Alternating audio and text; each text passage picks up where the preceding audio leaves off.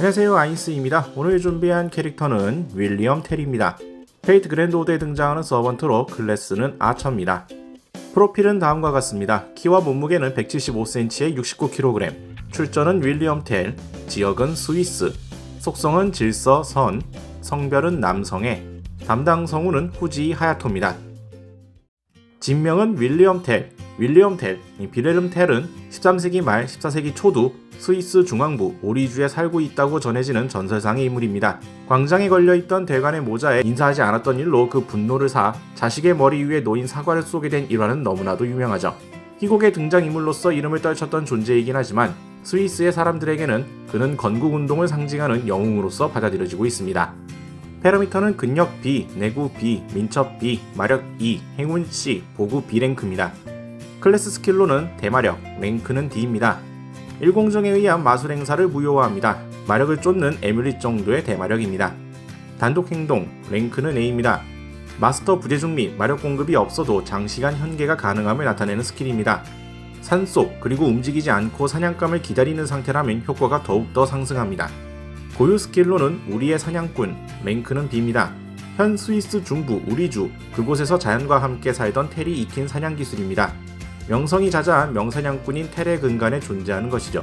석궁 기술은 물론이거니와 뛰어난 시력, 시각의 표적 포착 능력, 함정 작성, 그 적절한 설치 등 사냥에 관한 수많은 능력과 기술을 종합적으로 내포하고 있습니다. 우리 산속에서라면 EX급입니다. 모르는 산이라도 시간을 들여 적응하면 스킬 랭크가 실질적으로 향상됩니다. 부동의 인내, 랭크는 C입니다. 덥든 춥든 꼼짝도 않고 사냥감을 기다리는 바위와도 같은 인내력입니다.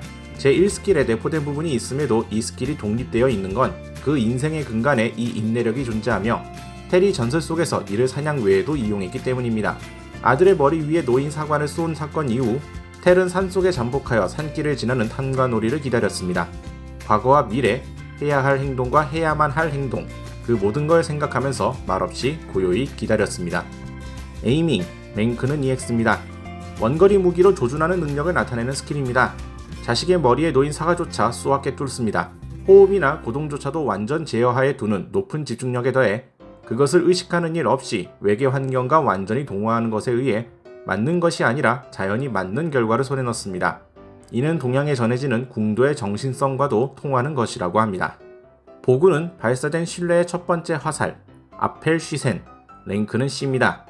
자식의 머리 위에 놓인 사과를 훌륭히 꿰뚫은 쇠뇌에서의 전설적인 한 발입니다. 자식의 아버지에 대한 신뢰를 받아 쏘아진 이 하나의 화살은 결코 빗나가지 않고 목적인 것을 반드시 찔러 꿰뚫습니다. 보구로 승화된 이 일화는 인과적으로도 간섭하여 기본적으로 회피는 불가능합니다. 쏘지 않은 차선의 두 번째 화살, 스바인테 쉬센, 랭크는 C+입니다. 결코 빗나가지 않는 제1보구가 만약 빗나간 경우에만 발동할 수 있는 제2보구입니다. 아들 위에 사과를 맞추지 못한 경우를 생각해 텔이 부패관리 게슬러에게 쓰기 위해 두 번째 화살을 숨겨간 일화에서 유래합니다. 이 화살은 첫 번째 화살이 빗나갈 경우 그 다음에 쏴야 할 것과 동시에 발사됩니다. 즉, 첫 화살에 개념적으로 중첩되어 다중 존재하는 보구입니다. 첫 화살이 제대로 맞은 경우엔 결코 발동하지 않습니다. 아들의 머리 위에 사과, 제1표적을 빗맞추면 다 죽기 때문에 빗맞추면 그 명령을 내린 대관, 제2표적을 쏴야 한다.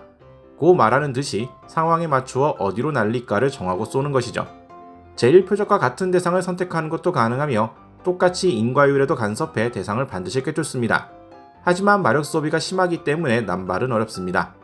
반드시 맞는 제1의 화살에 빗나가는 상황이 그다지 없기는 하지만 스위스의 건국에 이바지했다는 전설 속 인물 또는 희극의 등장인물입니다. 기본적으로 알려진 것과 같지만 정치적, 국가적으로 행동한 것이 아닌 사냥꾼이자 아버지로서 해야 할 일을 한 것으로 되어 있습니다. 아버지란 히어로라는 개념 자체를 재현한 듯한 사람으로 가족을 지키기 위한 대범함과 여유를 갖고 있습니다. 경박할 때도 있고 따스할 때도 있고 화나면 무섭기도 합니다. 그리고 널리 알려진 사과를 명중시킨 에피소드보다 그게 빗나갔을 경우 쓰려 한 두 번째 화살의 의미를 부여하고 있습니다. 사과를 맞춘 건 신화의 영웅담이 아닌 공포와 두려움을 아버지로서의 마음으로 덮고 쌓아온 기술을 쓴 인간의 이야기입니다. 두 번째 화살을 준비한 것은 자신의 왜소함을 인정했다는 인간의 강함을 지닌 증거로 불립니다. 아무튼 이 에피소드는 절대 즐거운 일은 아니었지만 같은 상황이 되면 또 같은 일을 할 거라고 합니다. 초로의 모습으로 소환되는데 이는 그때가 인생에서 기량적인 전성기이기 때문입니다. 사냥꾼은 산의 자연 외에 따르는 것이 없다는 지론을 갖고 있어 남의 밑에서 일하는 서번트와 마스터의 관계가 적응되지 않는다고 합니다. 그러면서도 마스터를 무난하게 섬기죠. 마스터가 마음에 들면 아들이나 딸처럼 보고 바른 길로 이끌려 하고 그런 행동을 하면 꾸짖습니다. 좋아하는 건 평범한 사냥꾼 일가의 나날을 보내는 것이며 싫어하는 건 생전 쏴버린 대관처럼 잘난 척하는 높으신 분입니다. 성배를 얻는다면 그다지 거창한 건 빌 생각이 없으며 대충 가족이 행복하게 살 수 있는 세계를 빌어볼까 합니다. 요란한 걸 선호하진 않습니다. 게슬러의 심장을 맞춘 일화에 따라 어세 신적성이 있습니다. 석궁을 사용하니만큼 신화시대 사냥꾼들과 비교하면 활솜씨 자체는 떨어집니다. 그런 자신의 능력을 인정하면서 필요 이상을 바라지도 의존도 안 한다는 점에서 사냥꾼으로서의 정신성은 신대의 사냥꾼들보다 높습니다.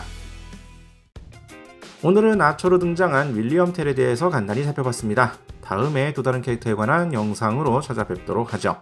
시청해주신 분들 감사합니다.